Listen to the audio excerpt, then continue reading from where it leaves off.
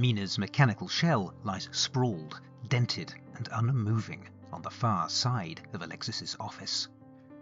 Stern and a pair of purple-clad guards who look like only their mothers could ever truly love them advance menacingly towards him.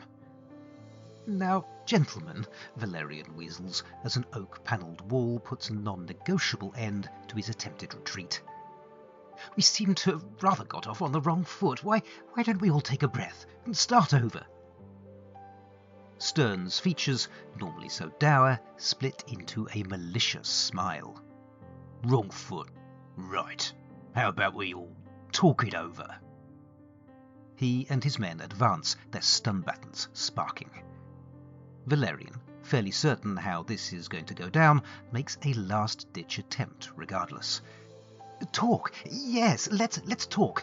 Listen, I appreciate how this might look, what with us borrowing Digby on your watch, and our little unsanctioned visit here this evening, but honestly, if you just give me a moment, I promise I can explain. Really." "Oh, please." The voice sends a shiver up Valerian's spine. He knows that voice. The figure, shrouded in shadows, steps into the room. Dim orange light, cast by wall-mounted arcanic lamps, glints off grinning teeth. "Please, Valerian, do explain. I'm all ears."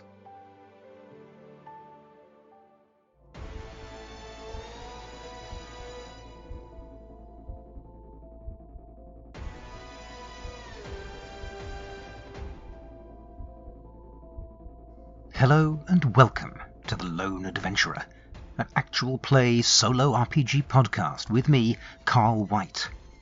I will be your narrator, your game master and your guide as we follow our heroes on their journey into the unknown. For this game, I will be using the Lone Adventurer role-playing game rule set, as well as a variety of other systems, tools and tables as they take my fancy. A word of warning. The following scenes may contain mature themes and disturbing imagery.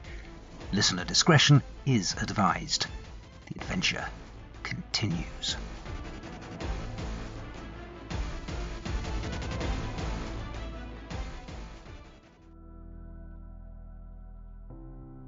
Last time on The Lone Adventurer.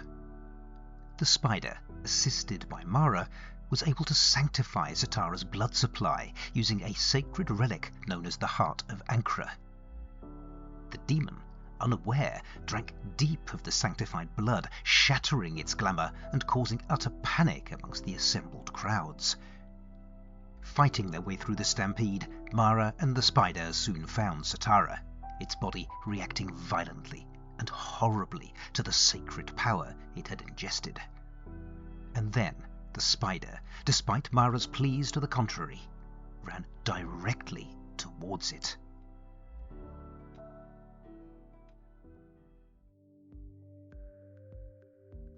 And so we return to Mina and Valerian. When I first began Season 4, I planned to devote a couple of episodes to each of my expansive cast of characters, tracking multiple different missions in parallel. But based on the reflection I spoke about in the previous episode, switching to a third mission seems like the wrong move at this point. In part, that's because it adds a whole new set of people, places and plots to track, all of which could expand onwards in unpredictable ways. If my goal is to narrow rather than to broaden the overall narrative, that doesn't make much sense. In part, it's because there's no particularly good reason not to just off-screen some of those other developments if the need arises, or to come to them later if it feels right. There is also the consumer consideration. Is it as much fun for you as the listener, and for me as the player, to keep jumping from one thing to another? The more plates I start spinning, the more there is to remember and to keep track of, for you and me both. And one of the conclusions I came to last time was that I wanted to reduce the cognitive load. And so back to Mina and Valerian it is. This scene began with the usual questions, and the great machine informed me that, yes, as expected, Stern was about to arrest my party. But there was something more. I'd rolled a yes and, which suggested to me that someone else had arrived. The obvious candidate was Alexis, but the oracle replied no but. So, not Alexis, but the but suggested it was someone else. The question was who? And so I turned to my deep oracle for an answer, and got the 10 of Pentacles, which can relate to home, shelter and stability, and then the 3 of Pentacles, reversed, which speaks to isolation, miscommunication and disharmony. But wait, there's more. That 3 of Pentacles matched a story list entry. Pentacles relate to the story's themes, and the 3 matched up with the theme of espionage, but reversed. And wait, there is still more. When you draw 2 cards of the same suit, in this case Pentacles, that represents a potential change to the theme story list. There's so much to interpret already, and we've barely even started. Well, here's what I made of it all. Home and disharmony gave me a sense of trouble in the House of Whispers. Espionage, inverted, reinforced that interpretation. There was something deeply wrong at the heart of the Montesario intelligence gathering operation. And the thematic change? Well, to me, it made sense to change my theme of espionage to one of counterintelligence. Which brought me back to my starting question. Who had entered the room along with the house guards? Well, why don't we find out?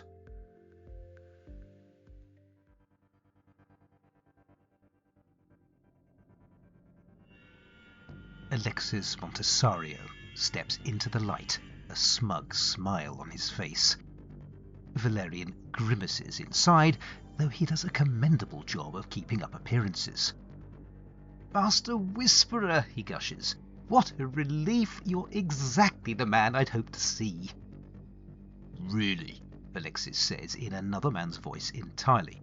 "What a pity." His features shift and blur, and Valerian finds himself face to face with Cadilius, abbot of the Inquisitorium of the Seekers of Droom. The abbot approaches, flanked by his guards, and his features morph once more, this time into those of a heavy-set, brutish type with coarse stubble and a shaven head.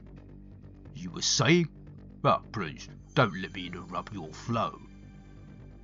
Wade, the unseen, from the battle at the Opera House. Well, Valerian muses, if you're already up to your arse in a swamp of shit, you might as well keep on digging. He takes a breath, re-secures his game face, and shuffles on. "Quite. Wade, may I call you Wade? Listen, it's deeply fortuitous that we've had this chance to meet. I have, for some time, been hoping that we might get the opportunity for a little chat, you and I. Because, you see, I do believe there exists between us the opportunity for a mutually beneficial arrangement." Stern raises his baton to strike, but Wade holds up a hand. Valerian, never one to knowingly turn down the offer to avoid a savage beating, seizes the chance with both hands. "Indeed, an opportunity I believe you will find distinctly to your advantage.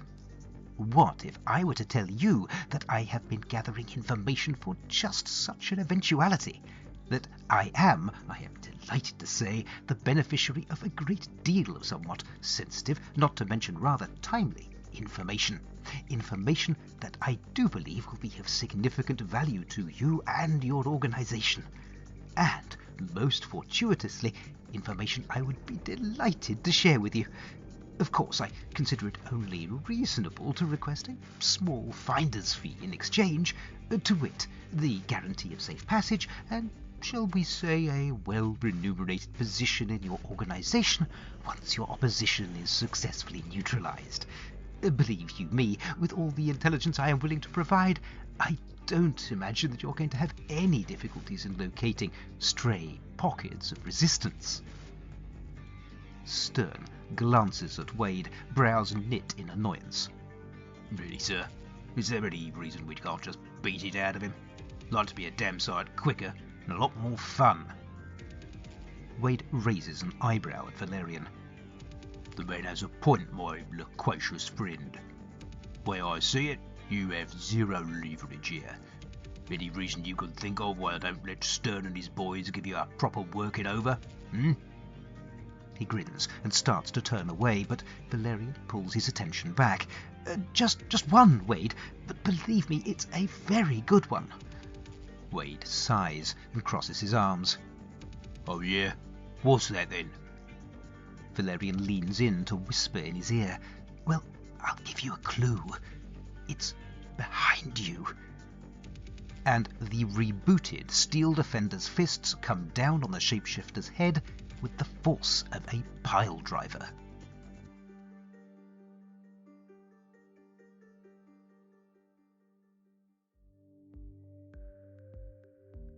I envisaged the start of this scene as the bad guys preparing to interrogate Valerian, which got a yes and confirmation. I decided that meant that my mystery arrival, who I decided was the unseen agent Wade, was going to show off a bit by displaying some more of his personas. I created a random table of possible candidates, and Alexis and Cadilius were the ones that showed up. I confirmed that the guards were also unseen, and then racked my brains for possible ways that Valerian might get himself out of this god-awful mess.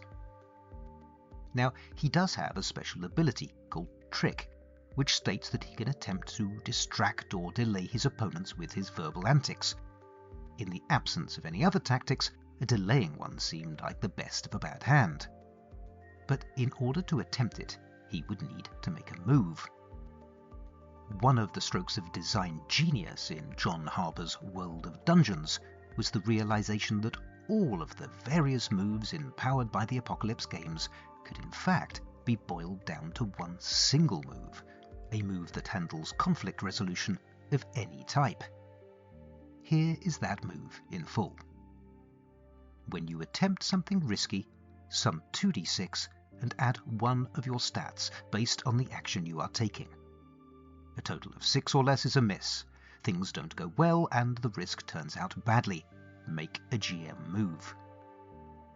A total of 7 to 9 is a partial success. You do it, but there's some cost, compromise, retribution, or harm. Make a GM move. A total of 10 or more is a full success, and you do it without complications. A total of 12 or more is a critical success. You do it perfectly, and you gain some extra benefit or advantage. And that's it. The entire move mechanics of the Powered by the Apocalypse system condensed down to one single move. Now, as a system for a group game, this might be a little bit too simplistic. Not enough crunch or levers to hold a player's attention. But for a solo game, well, it's great. There's no looking things up, no mechanical complexity at all, just a rules-light system that gets out of the way and lets you get on with the story. Talking of which, here's how that distraction move played out for Valerian. He rolled 2d6, added his scoundrel stat, and got a total of 13.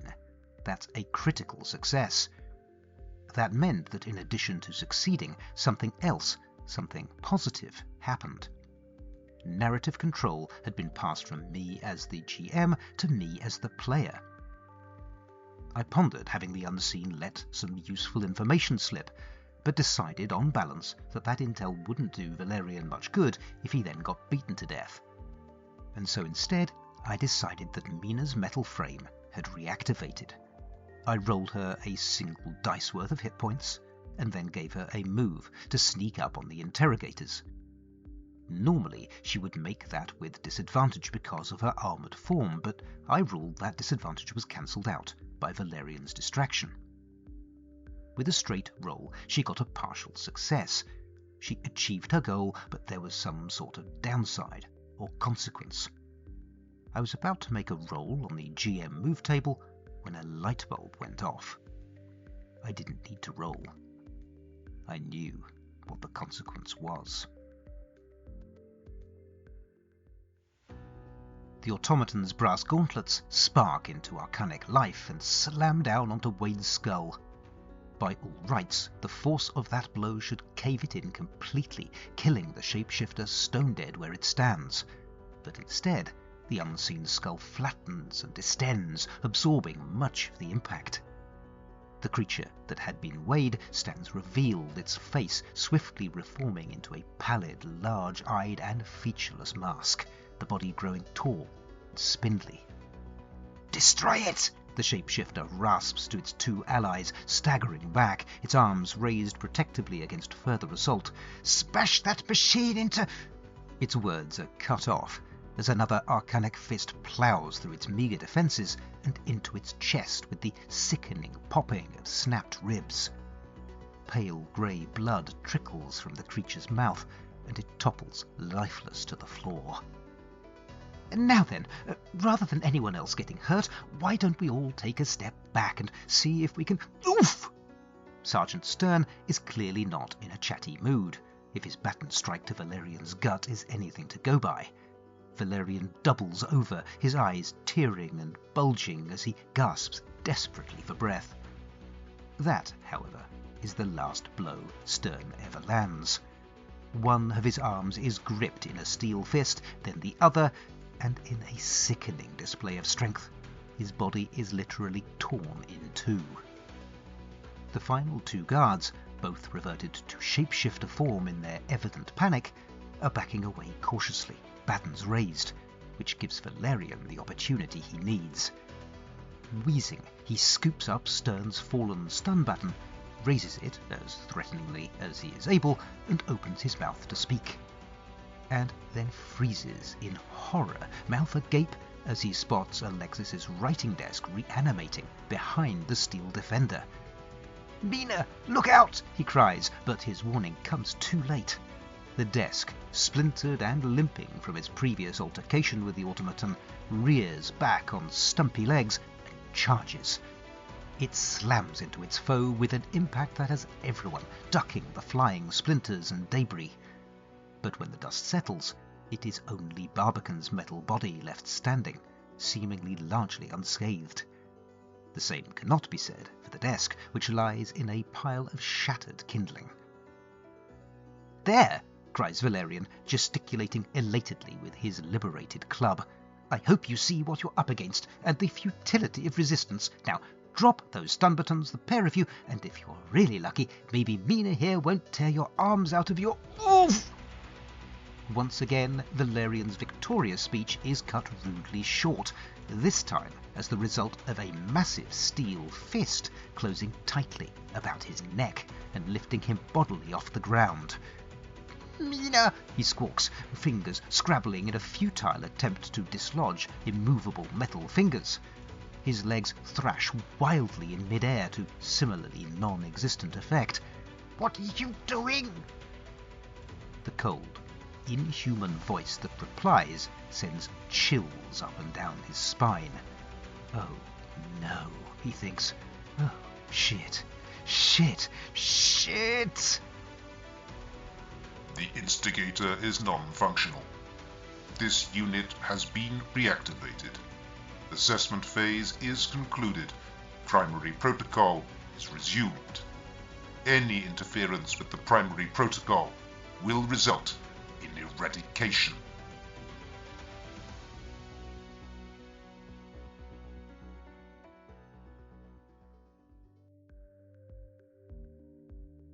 That GM move I'd realised I knew? It was reveal an unwelcome truth.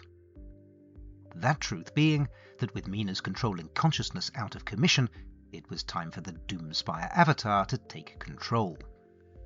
What with Barbican's KO and subsequent reboot, it just made the most sense in the story. Of course, just because the consequence of a move is known, that doesn't mean the consequence has to make an immediate appearance. In this case, it made much more sense to play out some combat first. I had expected this battle to be pretty tough, but as it turned out, my party, or rather Barbican, absolutely creamed the opposition. That was in part to do with my decision to allow critical hits to do double damage, and also in part due to some phenomenal dice rolling. We kicked off with a partial success for Barbican's attack, which hurt Wade a little, but triggered a consequence. Given how hard my last GM move had been, and given that I'd just rolled another Reveal an Unwelcome Truth, I went for something a lot softer, going with the Unseen reverting to its true form. And then Barbican rolled a critical hit, which flattened Wade. Valerian did less well, missing in his attempt to use his trick ability again, which resulted in the Hurt Them GM move. Valerian took damage, but not enough to take him down. Barbican followed up with a successful blow and then another crit, which took down Stern. And then Valerian screwed up again, failing in his attempt to get a cheap blow in with the baton that he'd grabbed. I responded with a couple of GM moves for this one, the first soft and the second hard. The desk reactivated and attacked, but even with the measly number of hit points that I'd granted Barbican, the big metal man survived the attack. Its own retaliation was irresistible, though. Another crit left the desk in splinters. Then Valerian attempted once again to talk down the opposition, and once again the attempt, though partially successful, led to another GM move, Hurt Them. And this time I knew it was time to combine that with the Unwelcome Truth I'd been holding in reserve. And so once again, as so often before, we leap out of yet another frying pan and back into a raging inferno drenched in petrol. And once again, I find myself completely blindsided by my own story. Out of the blue, an old threat re-emerges, and out from the jaws of victory, defeat seems about to be snatched. I'm adding the Doomspire's agenda to my active perils list. Quite aside from the surprise of this development, another issue is raised. What was I saying last episode about story contraction and narrowing things down? That's easier said than done, it seems. Where will this narrative take us next? I guess if this most recent turn of events proves anything, it's that regardless of my preconceptions, the dice will have their say.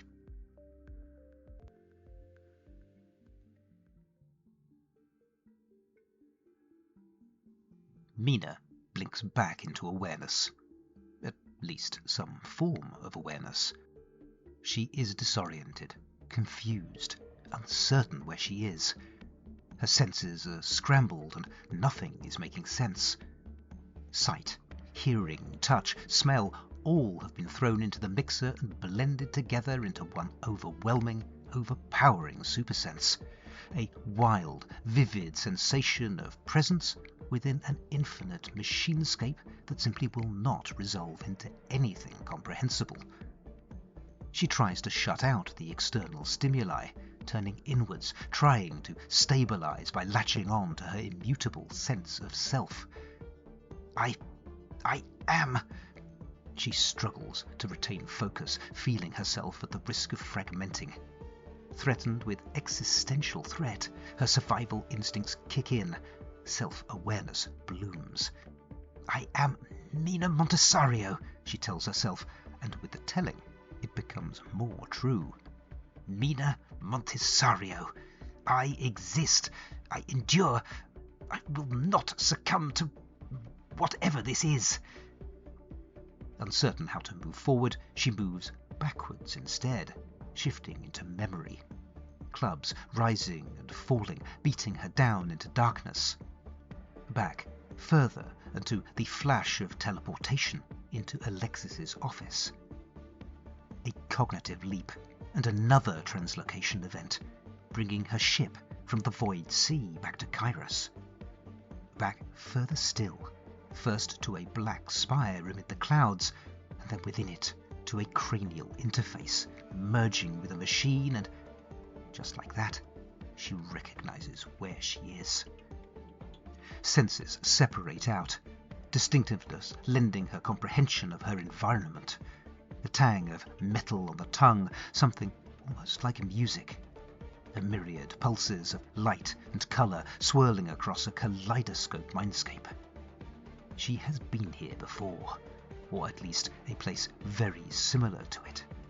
She is inside the avatar's mind, trapped inside its mind. So many emotions come swirling up. Terror, helplessness, despair. But there is one emotion that cuts through them all. Rage. It dares to condemn her to this place, to wrest control of her Barbican from her. Her fury carries her. It lifts her, righteous indignation burning outwards from her and roaring into the mechanical mindscape like a searing wave of purifying flame. The reaction is instant and visceral.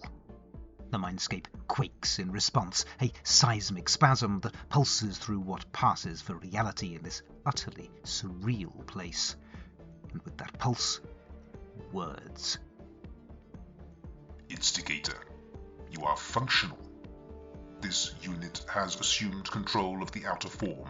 The primary protocol is initiated. Mina grits her teeth. When she speaks, her words are interlaced with something far more potent, something that molds the sounds and lights that make up this mindscape into new and unfamiliar forms. Avatar, I am functional. I reclaim the outer form, relinquish control, and resume your assessment. Comply! The final word is reinforced with something far greater than mere will. Mina's mind sinks into the fabric of the machine, seizes control, and pushes. And the avatar, after an interminable pause, responds. I comply. The sensory map reconfigures. Sight, sound, and smell morphing in an instant from one state to another. Mina gazes out through unblinking, glowing eyes at the figure dangling from her outstretched fist. Valerian? The limp, half-throttled form croaks out a response. Mina, is that you? Oh, thank the seven.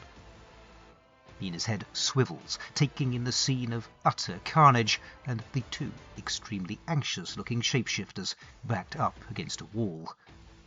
You two, she grates, and there is absolute resolution in her voice. If you want to leave here alive, you'll open that safe. Now!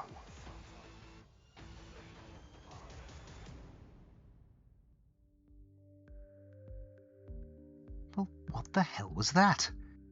An episode that hasn't ended on a disastrous, cataclysmic cliffhanger?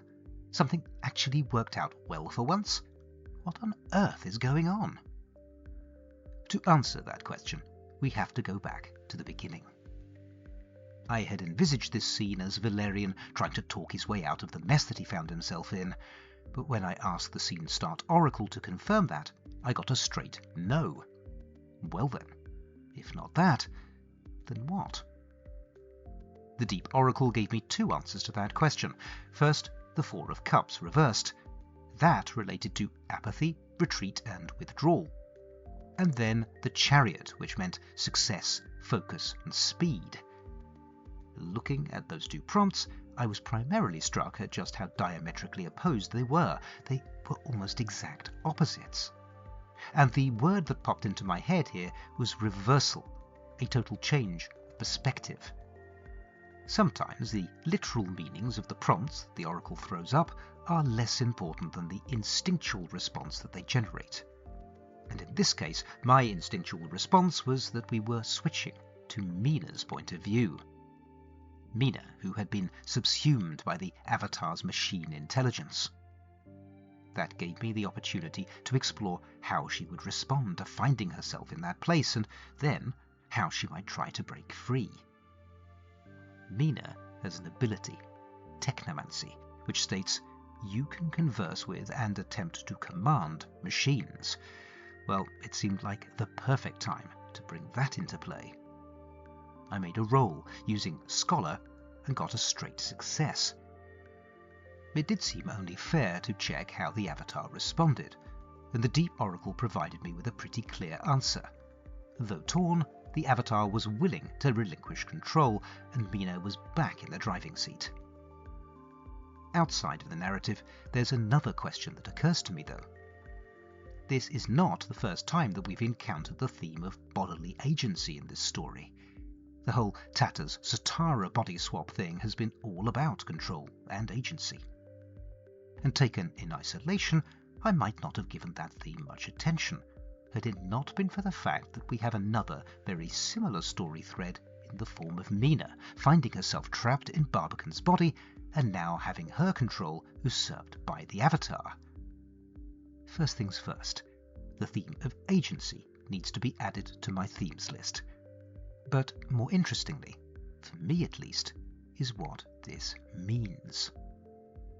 When using an oracle to tap into one's own subconscious for storytelling purposes, it is wise to pay attention to what emerges. What, if anything, does the story reveal about the storyteller? I have recently been diagnosed with chronic fatigue syndrome, a condition that has, amongst a number of other debilitating effects, impinged upon my ability to create this podcast for quite some time. It has been a challenging time realizing that I have less control over my own body than I feel I should have. Is there a link to this emerging narrative? Is my own subconscious playing back my own story to me? Exploring my own emotional response to something I have struggled to consciously process? In light of this latest story turn, that does seem entirely possible. More than that, I'm inclined to hope so. Processing these unprocessed responses feels like it's probably a healthy thing to do. If I have provided myself clues to find in this instance, then what other pearls of enlightenment might my subconscious have left scattered throughout the rest of the story so far, just waiting for me to go back and decipher? If this podcast proves to be a way of moving through this condition and learning to understand it, then I'm all in. Fun and healthy? What more could I ask for? I'll see you back here, same time, same place, for more oracle-driven self-discovery. Next time.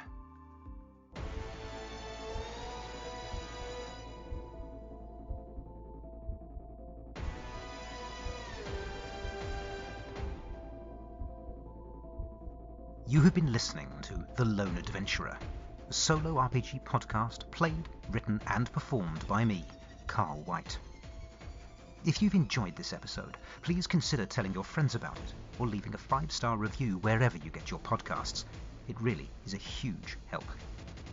You can follow me on BlueSky at theloneadventurer.bsky.social. Email me at theloneadv@gmail.com or follow my blog at carlillustration.wordpress.com. You can find show notes for this episode and all others at theloneadventurer.podbean.com, where I include any links mentioned in the episode, as well as mechanics information.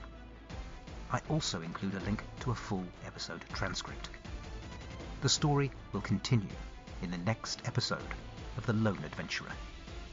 Thank you for listening.